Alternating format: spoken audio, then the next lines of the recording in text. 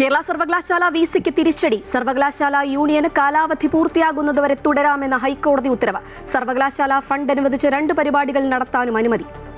ആഗോള അയ്യപ്പ സംഗമത്തിന്റെ നടത്തിപ്പിലുണ്ടായത് ഗുരുതര ക്രമക്കേടെന്ന Sabarimala special commissioner ഹൈക്കോടതിയിൽ നൽകിയ റിപ്പോർട്ടിൽ.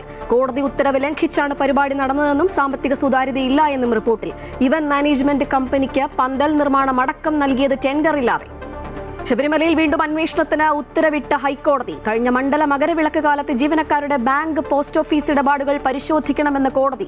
സ്ഥിര താൽക്കാലിക ജീവനക്കാരുടെ അക്കൗണ്ട് വഴി മാത്രം നടന്നത് 14 ലക്ഷത്തിന്റെ ഇടപാടുകൾ. 3 ആഴ്ചയ്ക്കകം റിപ്പോർട്ട് നൽകണമെന്ന് കോടതി. സ്വർണ്ണ സാമ്പിൾ പരിശോധനയ്ക്കായി പ്രത്യേക അന്വേഷണ സംഘം സന്നിധാനത്ത്. കട്ടളപ്പാളി കേസിൽ തിരുവാഭരണ മുൻ കമ്മീഷണർ ബൈജുവിന് സ്വാഭാവിക ജാമ്യം. ദ്വാരപാലക കേസിൽ റിമാൻഡിൽ തുടരും. കേന്ദ്രത്തിന്റെ തൊഴിലാളി വിരുദ്ധ നയങ്ങൾക്കെതിരെ സംയുക്ത ട്രേഡ് യൂണിയൻ ആഹ്വാനം ചെയ്ത പണിമുടക്ക് കേരളത്തിൽ പൂർണ്ണം. പൊതുഗതാഗതം സ്തംഭിച്ചു. പണിമുടക്ക് ബാധിക്കാതെ ഉത്തരേന്ത്യൻ സംസ്ഥാനങ്ങൾ. പണിമുടക്കിന് ഐക്യദാർഢ്യ പ്രഖ്യാപനം നടത്തി പാർലമെന്റിന് മുന്നിൽ എംപിമാരുടെ പ്രതിഷേധം. 2020 ലോകകപ്പിൽ ഇന്ത്യ ഇന്ന് നമീബിയയ്ക്കെതിരെ. ആരോഗ്യ പ്രശ്നങ്ങളാൽ ഓപ്പണർ അഭിഷേക് ശർമ്മ കളിക്കില്ല. മലയാളി താരം സഞ്ജു സാംസൺ ടീമിലെത്തിയേക്കും. മത്സരം വൈകിട്ട് 7-ന്.